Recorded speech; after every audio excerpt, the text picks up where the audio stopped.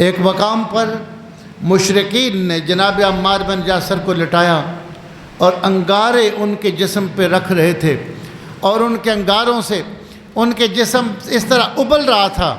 حضور صلی اللہ علیہ وسلم نے دیکھا تو آپ نے فرمایا، اے آگ، یا نار کونی برداً و سلاماً علی عمار بن یاسر کما کنت لابراہیم علیہ السلام۔ فرمایا، آگ میں اللہ کا نبی تجھے حکم دیتا ہوں، جس طرح اللہ نے حکم دیا تھا ابراہیم علیہ السلام کی آگ کو کہ ٹھنڈی ہو جا، اے آگ میں تجھے حکم دیتا ہوں عمار بن یاسر پہ اس طرح ٹھنڈی ہو جا جس طرح حضرت ابراہیم علیہ السلام پر ٹھنڈی ہوئی۔ اب انگارے لگتے تھے لیکن آپ کو احساس اس کی تکلیف کا نہیں ہوتا تھا، وقت گزر گیا، بعد میں آپ انگارے کو اس طرح پکڑ لیتے تھے۔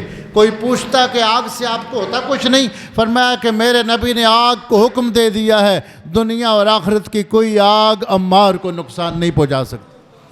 اب آگ پابند ہے اللہ کے رسول کے حکم کی۔